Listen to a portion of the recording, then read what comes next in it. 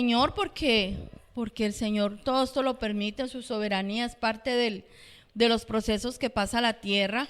Pero el mes de diciembre es un mes que para muchos es de alegría, es de regocijo, pero luego para otros es un mes de mucha tristeza, de mucho dolor, donde se alborotan los recuerdos, la melancolía, y poco queremos saber de este tiempo, ¿cierto? Esto es algo que ha venido sucediendo, a ver que me enredaron las hojas, a través de, yo me acuerdo cuando yo estaba pequeña, me preguntaba por qué el 31 de diciembre todos lloramos. Entonces no le encontraba respuesta a eso. ¿Por qué tiene que llorar la gente el 31 de diciembre? Una cosa como extraña, ¿sí o no? Es un tiempo difícil. Estamos viviendo un año muy complicado y hay mucha desesperanza, hay mucha inquietud de lo que va a venir, de lo que va a pasar, si el próximo año va a ser mejor que este. Por un lado la enfermedad esta, el bicho este, por el otro lado la crisis financiera que esto ha traído, la crisis económica que esto ha traído a nuestros países. Y quiera que no, esto genera cierta ansiedad en el corazón, ¿no? Un cierto temor. En el mes de septiembre, finalizando septiembre, no, empezando octubre, celebramos una fiesta muy linda que fue la fiesta de los tabernáculos. Y en esa fiesta, fueron 8 días de fiesta, recibimos una inyección tremenda de gozo y de alegría en nuestro corazón. Fue una fiesta en la que aprendimos cosas maravillosas del Señor, de su palabra. Y ahora que llegamos a este tiempo, yo entiendo de verdad que era necesario pasar por esa terapia del gozo, pero a esta época se nos está acabando. Es como que toda esa porción que nos entregaron, nos la hemos consumido en estos 3 meses y estamos otra vez como bajitos. Nuestro Dios es perfecto y entonces para esta época está establecida una fiesta muy bonita, que es la fiesta de Hanukkah, es la fiesta de las luces, es la fiesta de la dedicación, es la fiesta donde volvemos a alegrarnos, donde nos volvemos a deleitar. La verdad que esta fiesta no aparece en Levítico 23, muchos no le dan el valor que tiene porque dicen, no, esta no es una fiesta bíblica, porque no está en Levítico 23, es verdad, no es una fiesta solemne establecida por Dios en ese tiempo, porque esta fiesta conmemora algo que sucedió miles de años después, que es lo que vamos a aprender ahora, ¿cierto?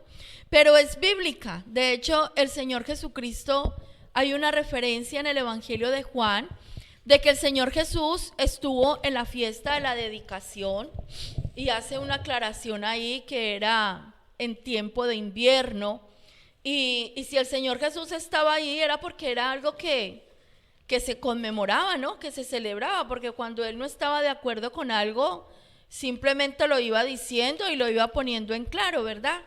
Entonces yo les voy a contar el origen de esta fiesta y nos vamos a preparar porque esta fiesta la vamos a comenzar a celebrar el próximo jueves. La fiesta va del jueves 10 al jueves 18 de diciembre. Son 8 días en los que nosotros vamos a experimentar gozo. Es una oportunidad para nosotros ver milagros, van a ir aprendiendo el porqué.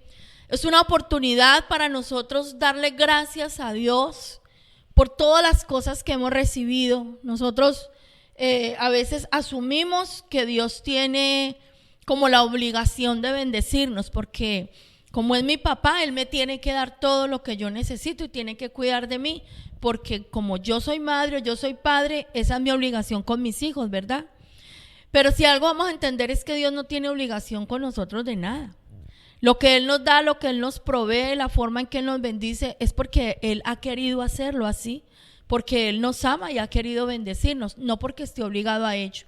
En esta fiesta de Hanukkah vamos a aprender a poner claro en nuestras vidas del lado de quién estamos y qué tan firme es nuestra fe y nuestras convicciones espirituales y personales frente a la palabra de Dios y frente a lo que el mundo nos ofrece. Es una fiesta que nos va a llevar a nosotros a tomar decisiones con el Señor. Así que yo les quiero invitar que se preparen. Vamos a prepararnos todos y vamos a estar expectantes a lo que el Señor va a hablar a nuestras vidas a través de estos 8 días que vamos a estar juntos. ¿Dónde nació esta fiesta? ¿Por qué esta fiesta? Vámonos al libro del profeta Daniel, al capítulo 8. Resulta que cuando el pueblo de Israel, la nación de Israel, fue dividida en 2 reinos, el reino de Judá, que estaba formada por la tribu de Judá y la tribu de Efraín, Benjamín. Judá y Benjamín, ¿no? Y las otras 10 tribus que se quedaron como el reino de Israel con su capital Samaria, Judá con su capital Jerusalén. Toda esta nación, estos pueblos fueron llevados cautivos. El reino de Israel fue llevado cautivo por los sirios y fueron dispersos. De ahí donde vienen todos estos hebreos dispersos por toda la tierra. Y los que se quedaron en Judá, que eran Judá y Benjamín, fueron llevados cautivos a Babilonia. ¿Se acuerdan de eso? Es el centro de la profecía del profeta Jeremías. Entonces vino Nabucodonosor, rey de Babilonia, y se llevó a Babilonia a los príncipes, a la alta casta, se llevaron los utensilios del templo, a la gente pobre, al pueblo como tal, lo dejaron en Jerusalén. Pero ellos se llevaron a los príncipes, y es donde entra y aparece Daniel. Daniel era un príncipe de Israel, y no sabemos la historia de Daniel, que estaba con sus amigos, que eran muy sabios, que Daniel interpretaba sueños. Y Daniel se quedó en Babilonia. Daniel fue un hombre de mucha fe, un hombre de mucha oración. Y en Daniel capítulo 8, él tuvo una visión. Esta es una de las visiones, de las revelaciones que recibió Daniel. Y quiero invitarle que vayamos al versículo 21 para que miremos el trasfondo de esta fiesta de Hanukkah. Aquí el ángel le está explicando a Daniel el significado de lo que acaba de ver. Y le dice en el 21, el macho cabrío es el rey de Grecia, y el cuerno grande que tenía entre sus ojos es el rey primero. Y en cuanto al cuerno que fue quebrado, y sucedieron 4 en su lugar, significa que 4 reinos se levantarán de esa nación, aunque no con la fuerza de él. Y al fin del reinado de estos, cuando los transgresores lleguen al colmo, se levantará un rey altivo de rostro y entendido en enigmas, y su poder se fortalecerá, mas no con fuerza propia, y causará grandes ruinas y prosperará y hará arbitrariamente y destruirá a los fuertes y al pueblo de los santos. Con su sagacidad hará prosperar el engaño en su mano, y en su corazón se engrandecerá, y sin aviso destruirá a muchos, y se levantará contra el príncipe de los príncipes, pero será quebrantado, aunque no por mano humana. La visión de las tardes y mañanas que se ha referido es verdadera, y tú guarda la visión, porque es para muchos días. Y yo, Daniel, quedé quebrantado y estuve enfermo algunos días, y cuando convalecí atendí los negocios del rey, pero estaba espantado a causa de la visión y no la entendía. Esto fue una revelación tremenda que Dios le dio a este profeta sobre los reinos venideros. Daniel sobrevivió 4 imperios mientras estuvo en Babilonia. Iba pasando de emperador, de rey en rey, y él seguía firme en su sitio. Cosa tremenda esa, ¿no?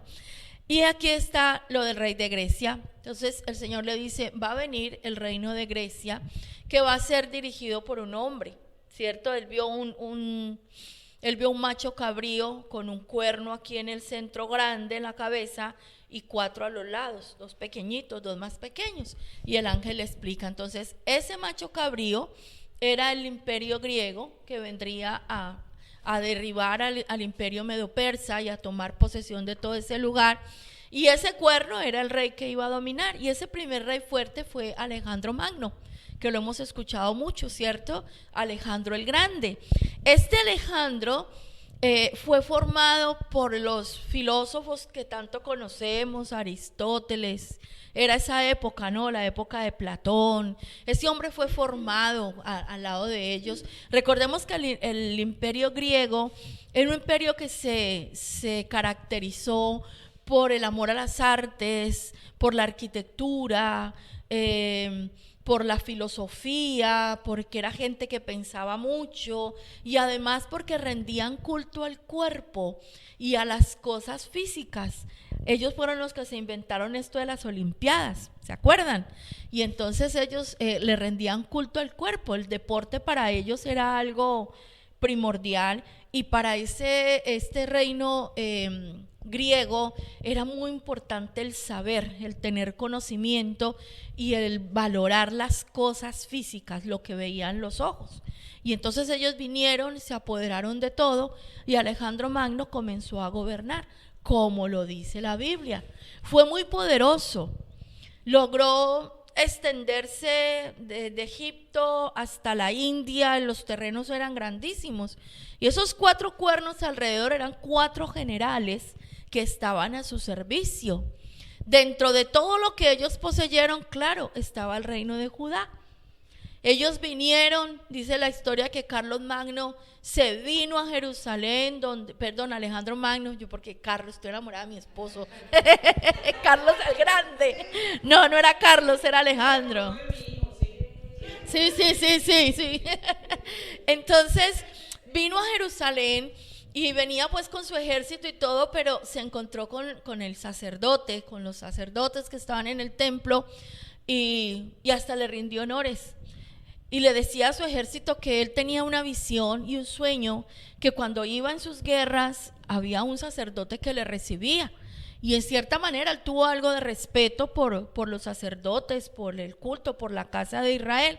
Pero él murió, su reinado no fue muy largo, él murió y esos 4 generales fueron los que asumieron el poder, tomaron cada uno una provincia y ellos comenzaron a gobernar. Y de entre ellos se levantó ese hombre que dice aquí la Biblia, que es ¿cómo? Dice aquí la Biblia que se va a levantar en el 23, cuando los transgresores lleguen al colmo, se levantará un rey altivo de rostro y entendido en enigmas. Ese rey tan malo que describe ahí la profecía, ese rey se llamaba Antíoco. Ese era Antíoco. Y él mismo se puso un segundo nombre que era Epífanes, que significaba Dios. Antíoco Epífanes. Él mismo se hizo llamar un Dios, pero era tal cual como dice la Biblia, altivo de rostro, entendido en enigmas, fue muy poderoso, causó grandes ruinas, fue próspero, se movió arbitrariamente y trajo gran destrucción sobre el pueblo de los santos. Y dice el versículo 25, con su sagacidad hará prosperar el engaño en su mano y en su corazón se engrandecerá y sin aviso destruirá a muchos. ¿Qué hizo este hombre? Lo que él quería era tener el poder completo. Y esa fascinación que en un principio hubo de los griegos hacia los judíos por su religión, por ser el único pueblo que tenía un único Dios, era el único pueblo monoteísta, por ser tan arraigados en su fe, en sus principios, en su moral, en el respeto a sus creencias, a la Torá, a las enseñanzas. En un principio esa fascinación se convirtió en un problema. O sea, cuando comenzó esta relación entre estos dos reinos, hubo fascinación de lado y lado. Entonces, Alejandro Magno y su gente estaban fascinados con los judíos. Esa gente era diferente a todos los pueblos que habían en esa época. Pero los judíos también estaban asombrados con los griegos. Porque qué gente tan sabionda, ¿no? Porque qué gente tan culta. Porque hay que ver la arquitectura. Porque no vean los cuerpazos que tienen, esa capacidad para hacer deportes. Entonces empezaron esas dos culturas a fundirse la una entre la otra. Y lo que se volvió una fascinación se volvió un problema. Porque este Antíoco, como ya tenían como como encantado al pueblo judío, entonces él vino a arrebatarles la esencia de su fe.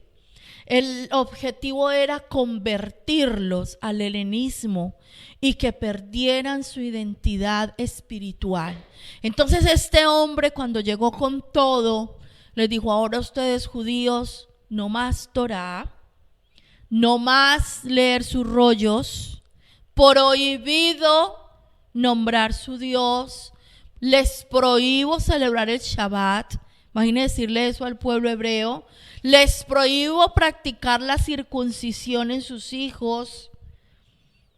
Una cosa tremenda.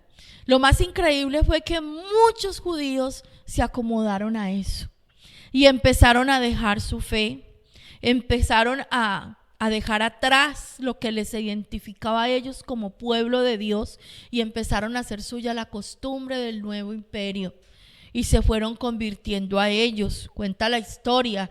Estos detalles aquí en nuestra Biblia no está, pero usted puede coger una Biblia, una versión Dios habla hoy, por ejemplo, y buscar los libros de los Macabeos. El libro 1 y el libro 2 de los Macabeos, esos libros nos cuentan a profundidad y en detalle lo que fue la historia, lo que se vivió en ese tiempo.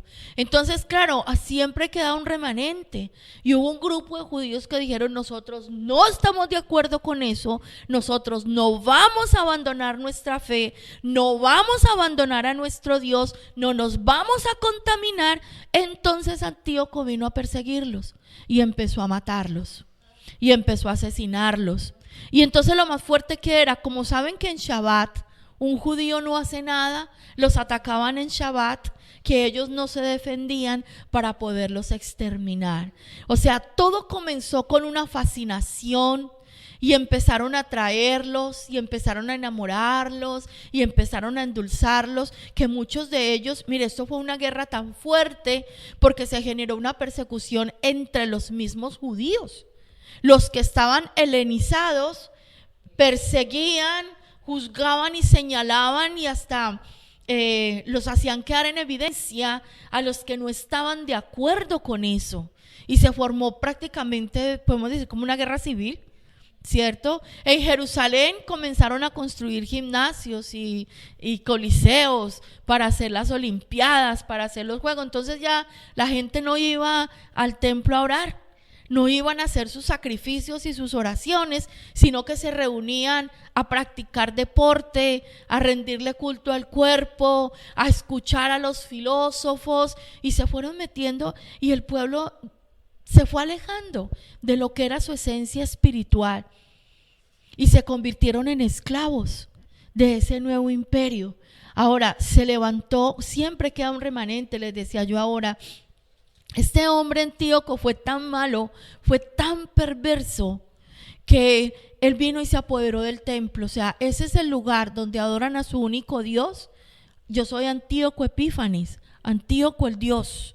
Y él vino y se apoderó de ese lugar y cuenta la historia que tomó un cerdo. Ustedes saben que el cerdo es un animal inmundo y en la ley de Moisés el cerdo, o sea, lo peor que pueda haber.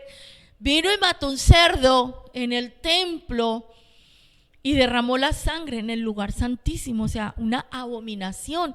Y el libro de Daniel habla de la abominación desoladora. Esa es la abominación desoladora de que habla el libro de Daniel.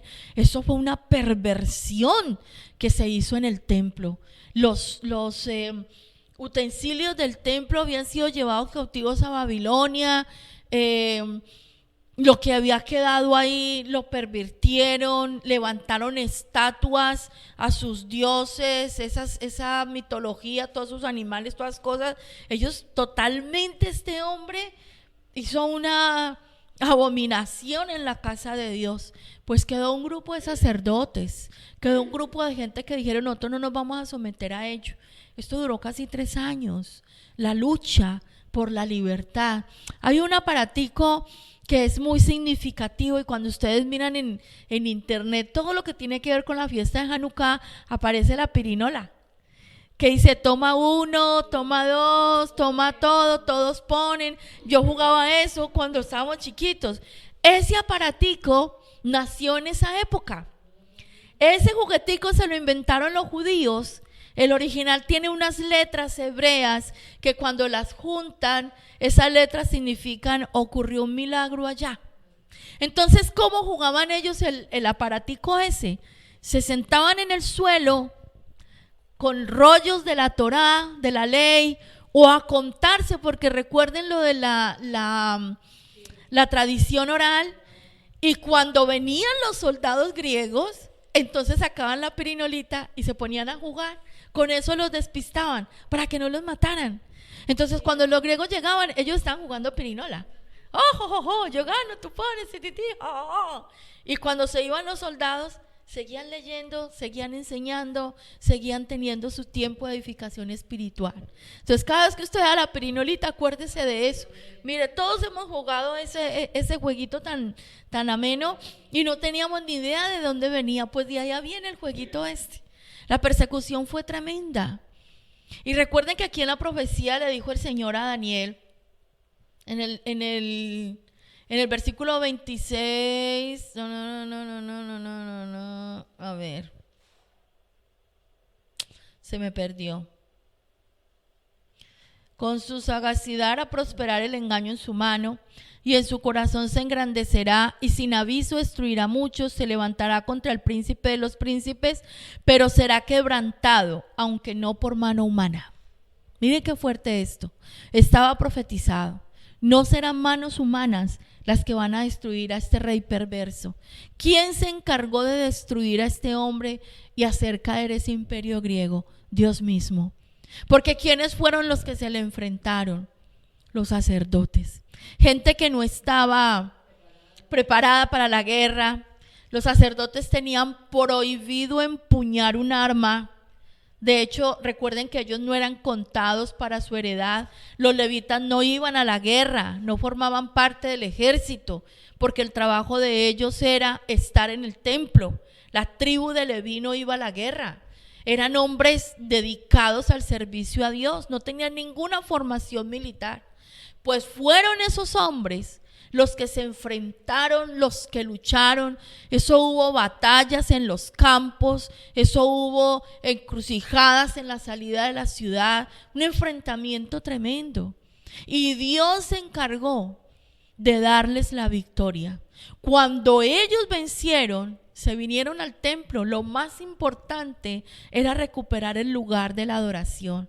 Se vinieron, limpiaron, ¿se imaginan el aseo que tuvieron que hacer? Derribar todas esas imágenes, todas esas estatuas, limpiar los utensilios, tuvieron que pasar un proceso de purificación, de santificación, porque ahí hacían ofrendas a sus dioses. O sea, una cosa tremenda lo que los sacerdotes y los levitas tuvieron que hacer. Y el 25 de Kislev, por eso la fiesta se celebra, comienza el 25 de Kislev, que así le llamaron al mes noveno. Kislev es el mes noveno, pero estando en Babilonia, recuerden que los meses y los días en la Biblia no tienen nombre. El único mes que tiene nombre es el mes de Aviv, que es el primer mes cuando se celebra la Pascua, ¿cierto?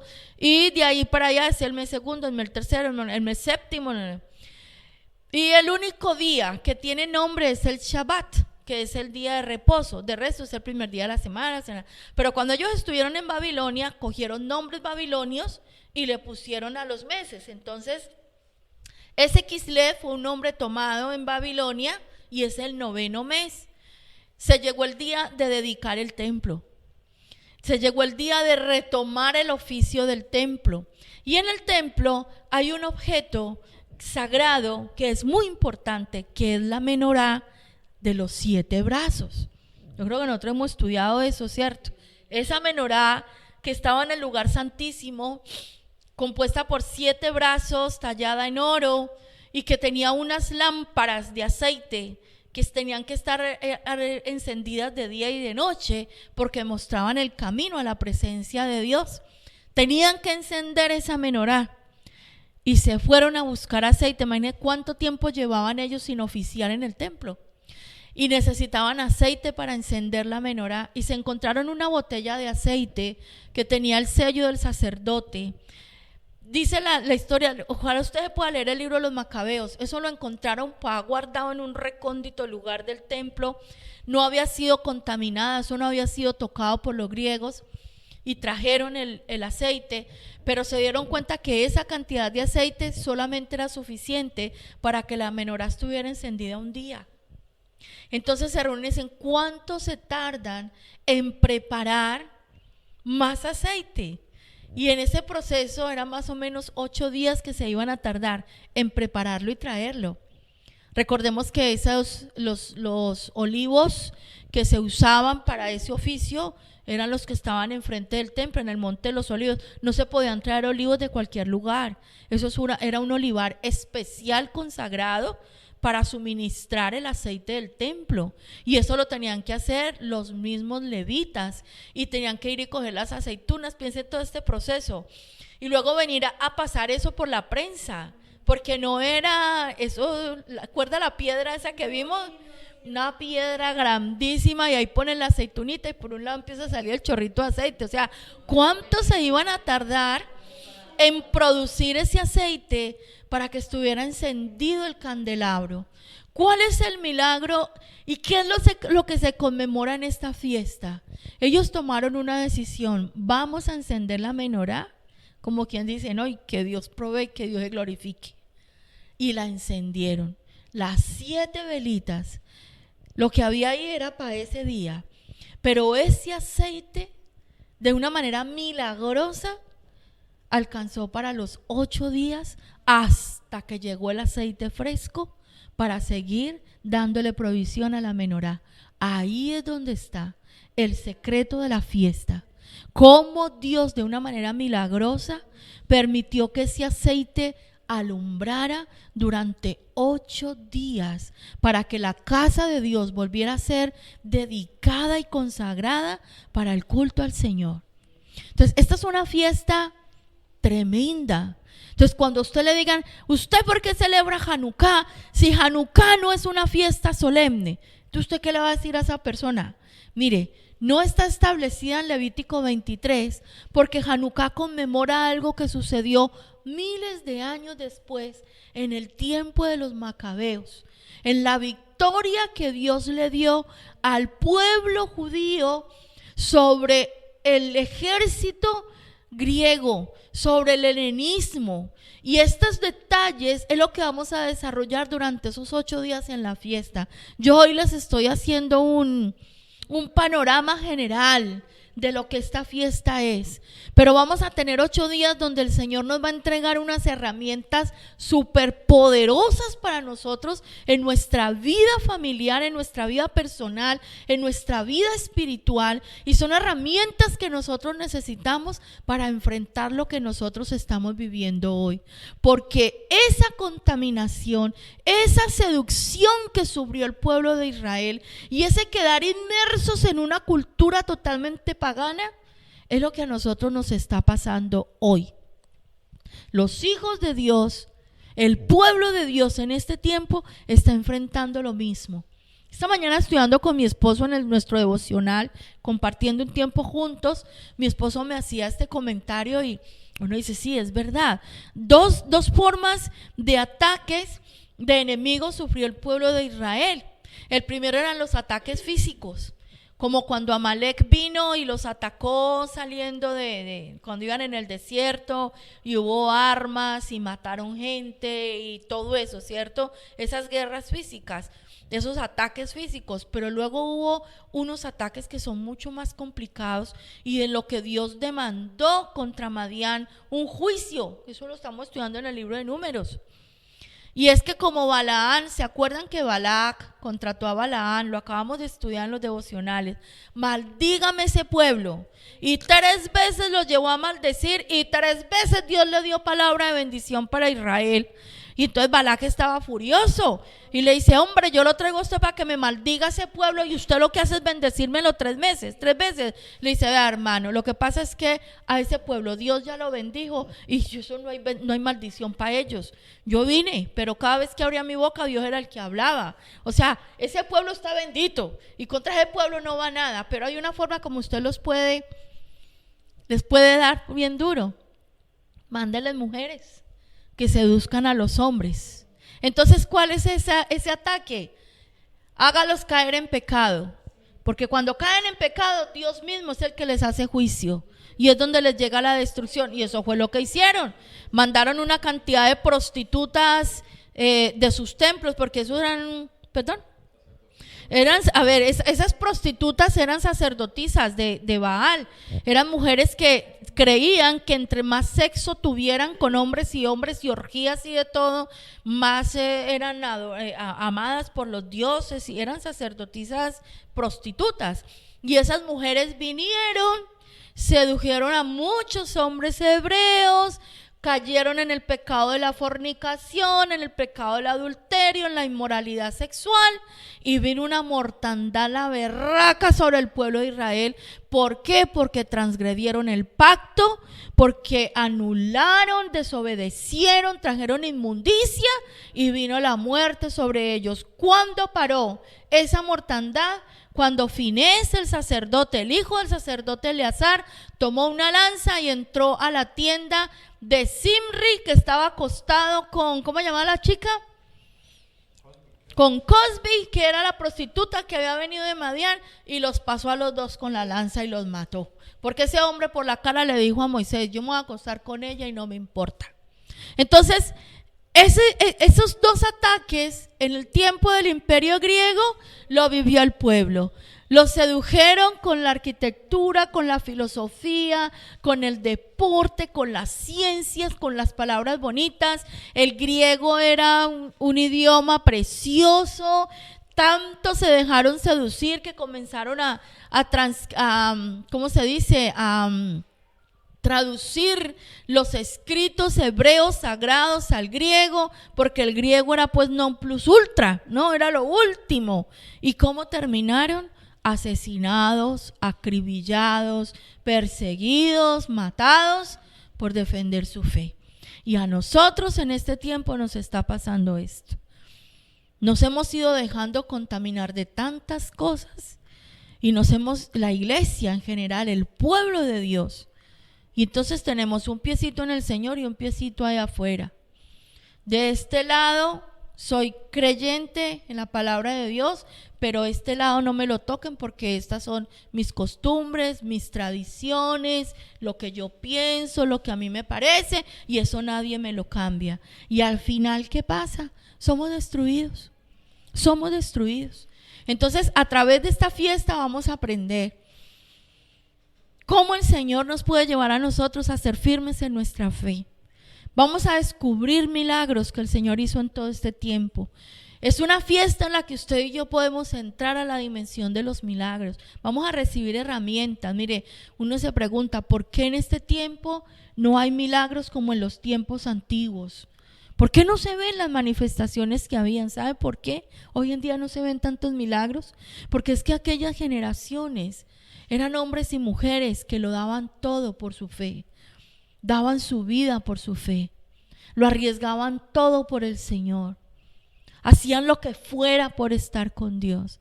Hoy en día nosotros somos muy mediocres, muy superficiales, y no estamos dispuestos a arriesgar nada por la causa del evangelio. Por eso hoy en día no se ven los milagros que se veían antes.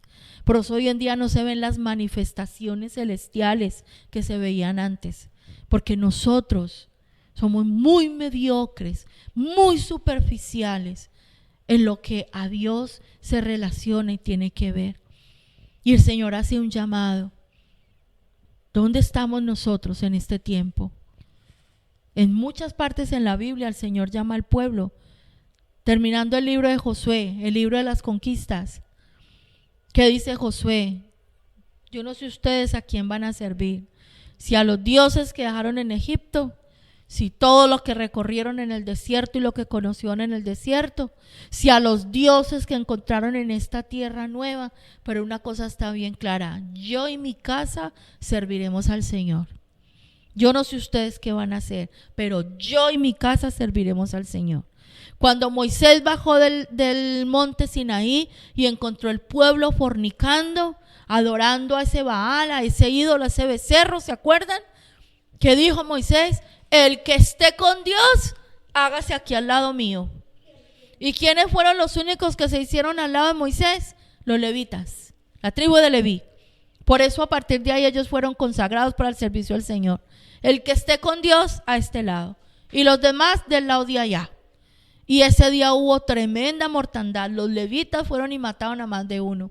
Y nosotros encontramos muchos pasajes en la Biblia donde Dios a nosotros nos pone en esta posición. ¿Usted qué es lo que quiere? Cuando Elías estaba en el monte Carmelo, ¿se acuerdan? El día que mataron los 400 profetas de Baal, ¿qué le dijo el profeta Elías al pueblo? ¿Hasta cuándo claudicaréis entre dos pensamientos? Si Dios es Dios, servirle a Él. Y si es Baal, a Baal. Pero ustedes no pueden tener un pie allá y uno aquí. Su media cabeza allá y media cabeza aquí. Y no nos vamos a ir muy lejos. Ese es el Antiguo Testamento. No, pero es que el Señor Jesús también lo hizo. Dice la Biblia que Él estaba dando uno de sus discursos, de sus sermones, de sus enseñanzas, y a la gente le pareció muy dura la palabra que estaba dando, y comenzaron a dar la vuelta y a irse. Y se quedó Él solo con los discípulos. ¿Y qué dijo el Señor Jesús? ¿Ustedes también se van a ir? Eso es un momento de confrontación, porque le quedaron los 12. ¿Y ustedes también se van a ir? Y Pedro le dice: Señor, ¿a quién iremos? Solo tú tienes palabras de vida eterna. No tenemos a dónde ir, nos quedamos contigo. Pues una de las cosas lindas que sucede en esta fiesta de Hanukkah es que usted y yo nos vamos a ver así paraditos delante del Señor, donde vamos a tener que tomar decisiones firmes. ¿Hasta cuándo claudicaréis entre dos pensamientos? ¿Y hasta cuándo vamos a estar nosotros amando al mundo? ¿Sabe qué dice la carta primera de Juan 2? El que ama al mundo no ama a Dios. El que tiene en su corazón amor por el mundo no puede decir que ama a Dios. Esas dos cosas no conjugan. Y en el libro de Apocalipsis, capítulo 3, ¿qué dice la Biblia? Por cuanto no eres ni frío ni caliente, sino tibio, te vomitaré de mi boca. Nosotros no podemos estar jugando aquí y allá. O somos o no somos. La fiesta es preciosa, pero es una fiesta donde nosotros vamos a tener que tomar decisiones con Dios. Es una oportunidad donde podremos ver milagros en nuestra vida. Es una oportunidad en la que nosotros nos vamos a poder regocijar. Es la fiesta de las luces. Vamos a decorar nuestras casas con mucha luz. ¿Por qué? Porque vamos a anunciar el milagro que nosotros estamos recibiendo de parte de Dios. ¿Qué se hace en esta fiesta? Pues todos vamos a tener una januquía, que es un candelabro de 9 brazos. Y usted dice: ¿a dónde me lo consigo? No, es muy sencillo. Aquí en la iglesia lo vamos a hacer, y lo va a hacer con unas copas de cristal. 8 copas del mismo tamaño y una más alta. Son 4 a un lado, 4 al otro, y hay una más larga que es la que enciende las luces. Y esas copitas las vamos a decorar con una arenita y le vamos a poner las velitas. Hay muchas maneras, es de ingeniarse. ¿Cómo hago yo mi januquía? Y vamos a decorar con muchas luces. Y ojalá tuviéramos las pirinolitas para jugar las pirinolas. Vamos a ver cómo las hacemos. Yo intenté comprarlas por internet, pero no se consiguen. Muy complicado. Y se comen muchos dulces.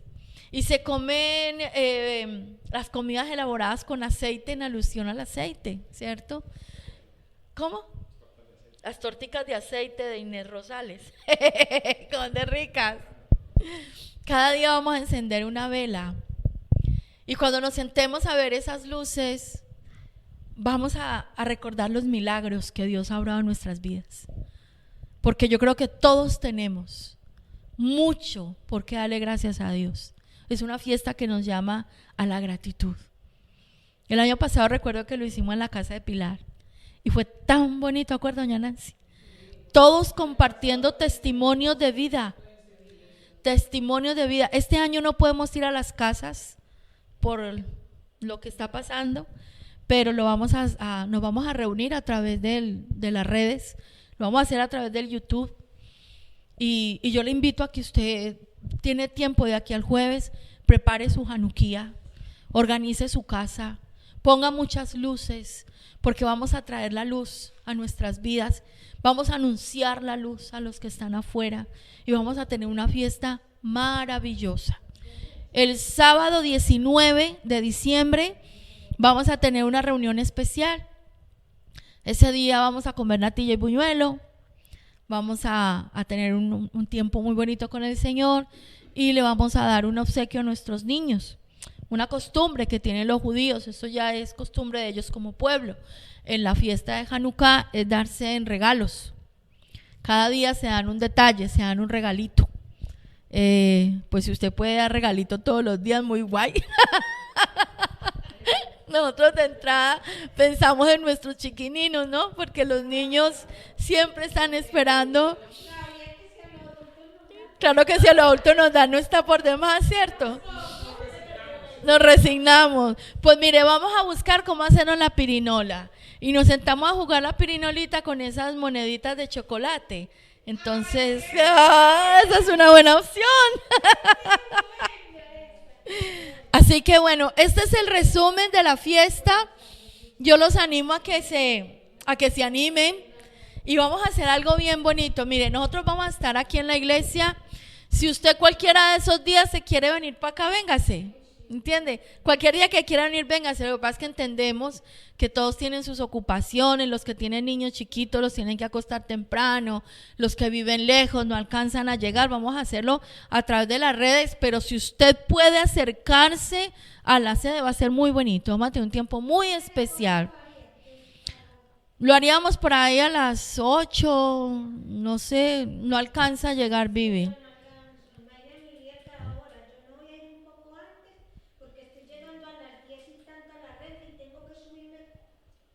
No, vamos a terminar, ya vamos a cuadrar eso del horario, a ver cómo lo hacemos, porque con todas estas restricciones y bueno, vamos a orar y vamos a prepararnos para este tiempo, mis amados. Se viene un tiempo de oportunidades muy lindas con el Señor.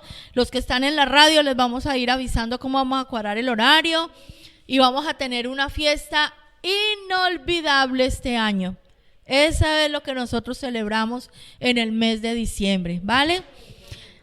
Amado Padre, queremos darte muchas gracias porque tú te ocupas de nosotros y te has comprometido, Señor, por amor de ti mismo, por amor de tu nombre, en bendecir y sustentar nuestras vidas. Padre, gracias por permitirnos estos tiempos de festividad y de celebración para reforzar nuestros encuentros contigo, para ser enseñados, para ser instruidos, corregidos, fortalecidos, Señor. Gracias por el gozo que tú derramas a nuestras vidas cada vez que estamos en tu presencia. Señor, a pesar de esta pandemia, de todo lo que está pasando, Dios, venimos ante ti porque tú eres nuestro refugio, nuestra fortaleza. Tú eres el que sostiene nuestras vidas, Señor. Tú eres el que nos bendice, tú eres el que nos provee, tú eres el que nos sostiene. Padre, nuestras vidas no están en manos de hombres, nuestras vidas no reposan en nuestras propias fuerzas. Hoy nuestras vidas, Señor, las presentamos delante de ti para que estén en tus manos, Señor, para que seamos fortalecidos, protegidos, guardados, seducidos por ti, mi buen Dios. Y que aunque vengan tiempos difíciles de adversidad, Señor, nosotros podamos permanecer firmes en nuestros principios, en nuestras convicciones, en el amor por ti, por tu palabra, por tu verdad. Que nuestra fe en ti, Señor, sea inamovible, Padre Santo. Que nuestro amor por ti no se apague a pesar de todo lo que está pasando en esta tierra, Señor. Que tu luz una vez más sea encendida en nuestras vidas, oh Dios, como fue encendida esa menorá después de una gran destrucción, después de una abominación, Señor, después de tanto dolor que pasó tu pueblo, después de tanta persecución.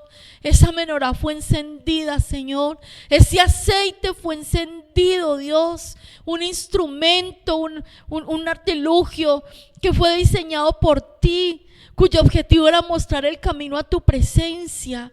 Hoy sabemos que la luz ha venido a nuestras vidas, porque la luz es Jesús, nuestro Redentor. La luz es tu palabra, la luz es tu presencia y puede ser encendida en nuestras vidas, Señor.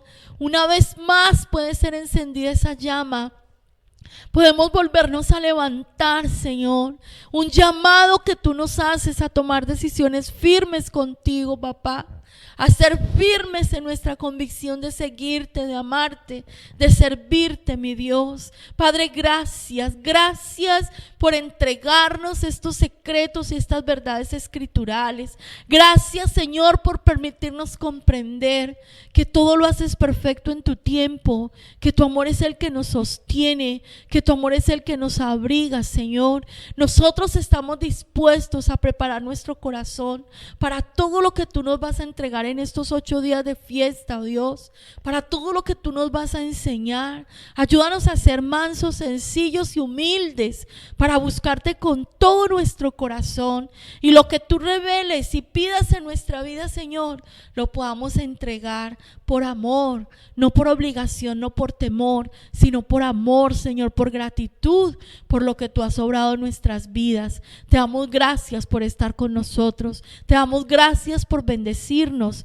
te damos gracias por obrar milagros, señales, prodigios, en la medida que nosotros, Señor, nos decidimos por ti y nos comprometemos, papá, a permanecer delante de ti. Yo te pido, Señor, que bendigas a estos hijos que están aquí reunidos, a los que están en la emisora, Señor, a los que no han podido llegar hoy a nuestras sedes. Tu bendición los alcance, tu Santo Espíritu los guíe, los fortalezca, los levante. Yo te pido, mi Señor, que sanes a los que estén enfermos, que consueles a los que estén sufriendo, Señor, que le renueve las fuerzas a los que se sienten desanimados y cansados.